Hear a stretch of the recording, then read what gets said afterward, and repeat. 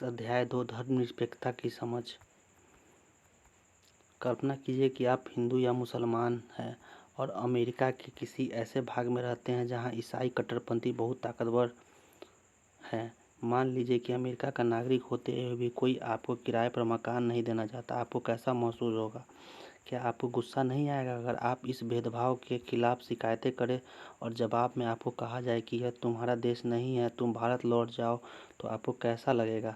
क्या आपको बुरा नहीं लगेगा? आपको यह गुस्सा दो रूप में ले सकता है। एक तो हो सकता है कि आप प्रतिक्रिया में यह कहें कि जहाँ हिंदू और मुसलमानों की तादाद ज़्यादा है वहाँ ईसाइयों के साथ भी इसी तरह का बर्ताव होना चाहिए, यह बदला लेने वाली बात है।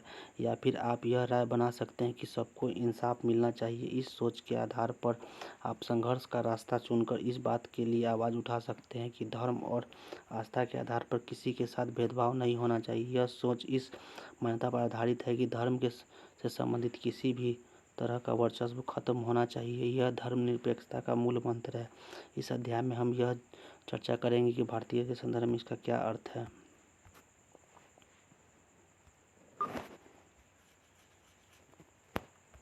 इतिहास में धर्म के आधार पर भेदभाव, बेदखली और अत्याचार के अनेक उदाहरण मिलते हैं। इतिहास में शायद आपने पढ़ा होगा कि हिटलर ने जर्मनी के यहूदियों पर किस तरह से अत्याचार किए। वहाँ कई लाख लोगों को केवल धर्म के आधार पर मार दिया गया था।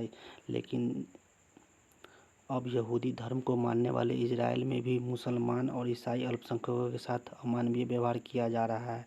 सऊदी अरब में गैर मुसलमानों को मंदिर या गिरजाघर बनाने की छूट नहीं है। न ही इन धर्मों के लोग वहां पूजा अर्चना के लिए किसी सार्वजनिक स्थल पर इकट्ठा हो सकते हैं। इन सभी उदाहरणों में एक धर्म के लोग अन्य धार्मिक समुदाय के लोगों के साथ या तो भेदभाव कर रहे हैं या उनका उत्पीड़न कर रहे हैं। भेदभाव की ऐसी घटना तब और ज़्यादा बढ़ जाती है जब दूसरे धर्म के स्थान पर राज्य किसी एक धर्म को अधिकृत मान्यता प्रदान कर देता है। जाहिर है, कोई भी व्यक्ति अपने धर्म की वजह से न तो भेदभाव का शिकार होना चाहता है और न ही किसी दूसरे धर्म का दबदबा झेलना चाहता है। भारत में क्या राज्य धर्म के आधार पर किसी नागरिक के साथ भेदभाव कर सकता है? धर्मनिरपेक्षता क्या है? पिछले अध्याय में आपने पढ़ा कि भारतीय संविधान में मौलिक अधिकारों की व्यवस्था की गई है। ये अधिकार न केवल राज्य की सत्ता से हमें बचाता है बल्कि बहुमत की निरंकुशता से भी हमारी रक्षा करते हैं। भारतीय संविधान के सभी को अपना धार्मिक विश्वासों और तौर तरीकों को अपनाने की पूरी छूट देता है।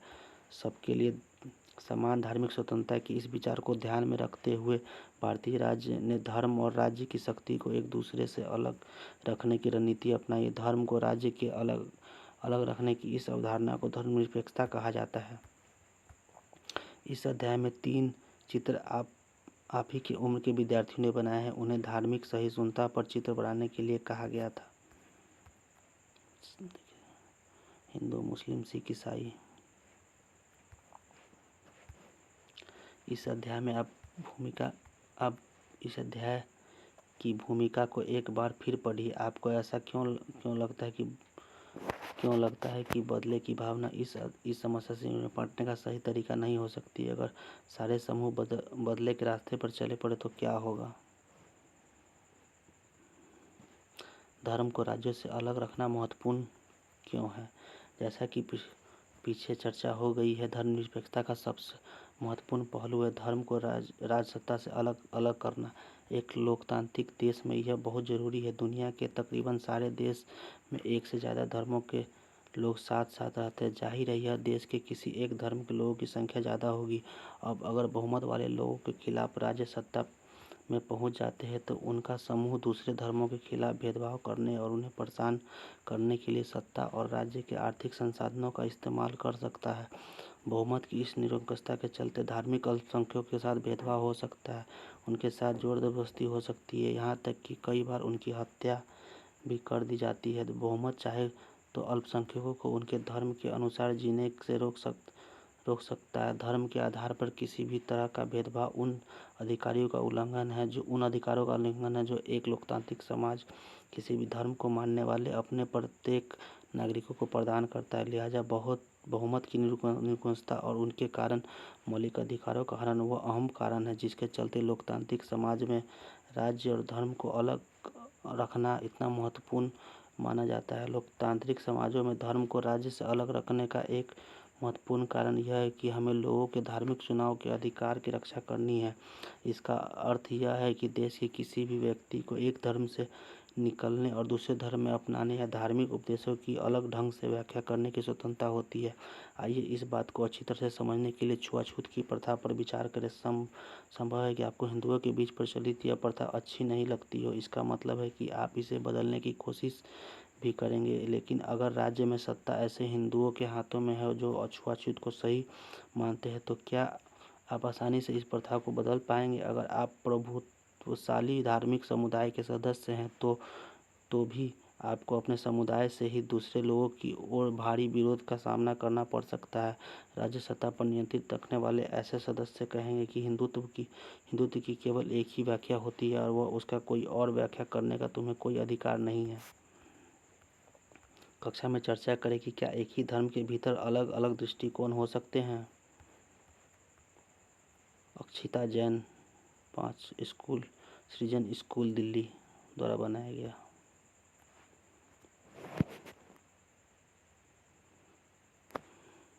मस्जिद, मंदिर, गुरुद्वारा हम साथ साथ हैं। पिंकी क्लास 6 सर्वोदय कन्या विद्यालय दिल्ली के द्वारा बनाई गई कोई छात्रा है। भारतीय धर्मनिरपेक्षता क्या है? भारतीय संविधान में कहा गया है कि भारतीय राज्य धर्मनिरपेक्ष रहेगा। हमारे संविधान के अनुसार केवल धर्मनिरपेक्ष राज्य अपने उद्देश्यों को साकार करते हुए निम्नलिखित बातों का ध्यान रख सकता है। कोई एक धार्मिक समुदाय किसी दूसरे धार्मिक समुदाय को न दबाए, कुछ लोग अपने ही धर्म के अन्य सदस्यों को न दबाए, और राज्य न तो किसी खास धर्म को थोपेगा और न ही लोगों की धार्मिक स्वतंत्रता छीनेगा। इस तरह के दबदबे को रोकने के लिए भारतीय राज्य कई तरह से काम करता है। पहला तरीका यह है कि खुद को धर्म से दूर रखता है। भारतीय राज्य की बागडोर न तो किसी एक धार्मिक समूह के हाथों में है और न ही किसी राज्य के किसी एक धर्म को समर्थन देता है। भारत में कचहरी, थाने, सरकारी विद्यालय और दफ्तर जैसी सरकारी संस्थानों में किसी खास धर्म को प्रोत्साहन देने या उसका प्रदर्शन करने की अपेक्षा नहीं की जाती है।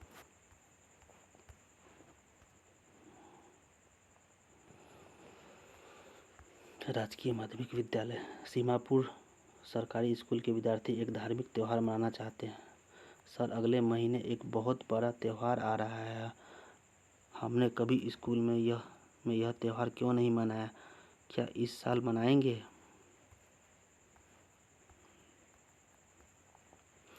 नहीं रेखा, ऐसा नहीं हो सकता। हमारा स्कूल सरकारी स्कूल है, हम किसी एक धर्म को महत्व नहीं दे सकते।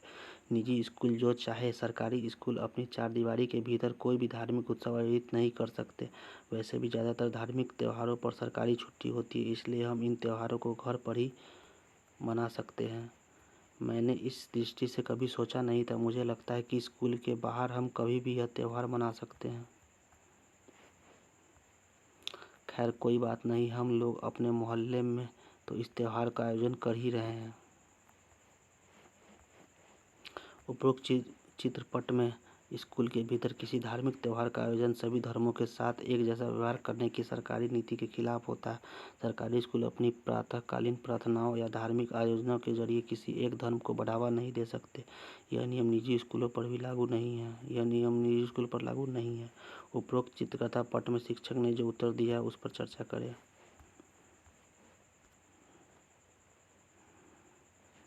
धार्मिक वर्चस्व को रोकने के लिए भारतीय धर्मनिरपेक्षता का दूसरा तरीका है अहस्तेप, क्योंकि इसका मतलब है कि सभी धर्मों की भावनाओं का सम्मान करने और धार्मिक क्रियाकलापों में दखल न देने के लिए राज्य कुछ खास धार्मिक समुदायों को विशेष छूट देता है। कुछ दोस्तों ने हाल ही में स्कूटर खरीदे हुए साथ स्कूटर से सैर पर जाने के लिए तैयार है।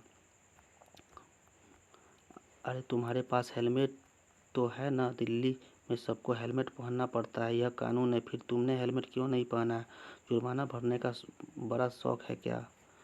फिक्र मत करो, मुझे जुर्माना नहीं देना पड़ेगा। अरे परमजीत, तुम पर जुर्माना क्यों नहीं होगा? देखो, पगड़ी पहनना सिख धर्म का एक बुनियादी उसूल है, इसलिए सरकार मुझे हेलमेट पहनने के लिए मजबूर नहीं कर सकती।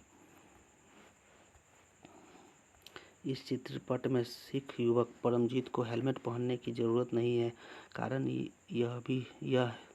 कि भारतीय राज्य इस बात को मान्यता देता है कि पगड़ी पहनना सिख धर्म की प्रथाओं के मुताबिक महत्वपूर्ण है। लिहाजा इस धार्मिक आस्थाओं में दखलंदाजी से बचने के लिए राज्य ने कानून में रियायत दी है। धार्मिक वर्चस्व को रोकने के लिए भारतीय धर्मनिरपेक्षता का तीसरा तरीका, हस्तक्षेप का तरीका। इस अध्याय में के पीछे आप छुआछूत के बारे में पढ़ चुके हैं।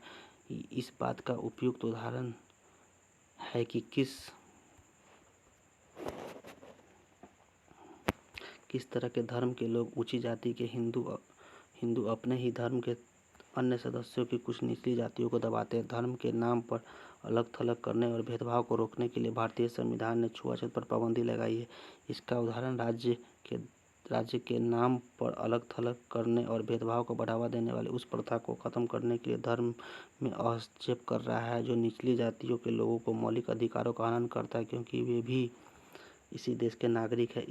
इस तरह माँ बाप की संपत्ति में बराबर हिस्से के अधिकार का सम्मान करने के लिए राज्य ने समुदायों के धर्म पर आधारित निजी कानूनों में भी हस्तक्षेप करना पड़ सकता है। राज्य का हस्तक्षेप सहायता के रूप में भी हो सकता है। भारतीय संविधान धार्मिक समुदायों को अपने स्कूल और कॉलेज खोले जाने का अधिकार देता है। गैर प्राथमिकता के आधार पर राज्य से उन्हें सीमित आर्थिक सहायता भी मिलती है। भारतीय धर्मनिरपेक्षता दूसरे लोकतांत्रिक देशों की धर्मनिरपेक्षता से किस तरह अलग है? ऊपर दिए गए तीनों उद्देश्य दुनिया के अन्य धर्मनिरपेक्ष लोकतांत्रिक देशों के संविधान में दिए गए उद्देश्यों से मिलते जुलते हैं। अमेरिकी संविधान में हुए पहले संविधान संशोधन के जरिए विधायिका को ऐसे कानून बनाने से रोक दिया गया है जो धार्मिक संस्थानों का पक्ष लेते हो या धार्मिक स्वतंत्रता को रोकते हो। इसका मतलब है कि विधायिका किसी भी धर्म को राजकीय धर्म घोषित नहीं कर सकती, न ही विधायिका किसी एक धर्म को ज़्यादा प्राथमिकता दे सकती है। संयुक्त राज्य अमेरिका में राज्य और धर्म के पृथक्करण का मतलब है किसी राज्य और धर्म दोनों ही एक दूसरे के मामले में किसी तरह दखल नहीं दे सकते। शायद आप समझ गए होंगे कि भारतीय धर्मनिरपेक्षता और अमेरिकी धर्मनिरपेक्षता के बीच एक अहम फर्क है। ऐसा इसलिए है कि अमेरिकी धर्मनिरपेक्षता में धर्म और राज्य के बीच स्पष्ट अलगाव के विपरीत भारतीय धर्मनिरपेक्षता में राज्य को धार्मिक मामलों में हस्तक्षेप करने की छूट दी गई है। आप पढ़ चुके हैं कि किस तरह संयुक्त राज्य अमेरिका में सरकारी स्कूलों के ज़्यादातर बच्चे सुबह सुबह पहले वफादारी की शपथ यानी प्लेज ऑफ एलिजेंस लेते हैं। इस शपथ में ईश्वर की छत्रछाया शब्द आता है। इस साल से भी पहले ही वहाँ यह तय कर दिया गया था कि अगर यह शपथ किसी बच्चे को धार्मिक आस्था को ठेस पहुँचाता है तो उसको दोहराने की ज़रूरत नहीं है। इसके बावजूद वहाँ ईश्वर की छत्रछाया वाक्यांश को कई बार कानूनी चुनौती दी जा चुकी है। चुनौती देने वाले का कहना है कि यह वाक्यांश अमेरिकी संविधान से पहले संशोधन में चर्चा और राज्य के बीच किए गए पृथक्करण का उल्लंघन करता है। उपरोक्त चित्र में अमेरिका के सरकारी स्कूल के बच्चे वफादारी की शपथ लेते हुए दिखाई दे रहे हैं। Pledge of allegiance.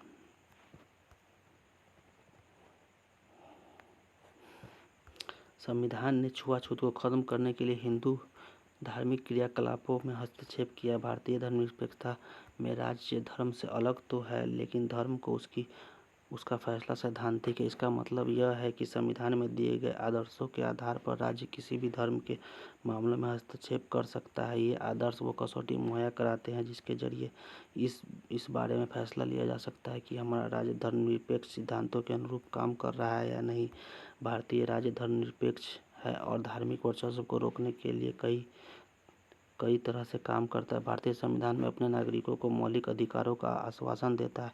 ये मूलभूत अधिकार इस धर्मनिरपेक्ष सिद्धांतों पर आधारित है, लेकिन इसका यह मतलब नहीं है कि भारतीय समाज में इन अधिकारों का उल्लंघन बंद हो गया है, बल्कि वास्तव में ऐसे उल्लंघनों की वजह से ही हमारे सामने संवैधानिक व्यवस्था की जरूरत बनी हुई है। इस तरह के अधिकारों के होने का ज्ञान हमें इन अधिकारों के उल्लंघन के प्रति संवेदनशील बनाता है। जब कभी ऐसा होता है तो हमें इसके खिलाफ सही कदम उठाने की क्षमता भी उसी से मिलती है।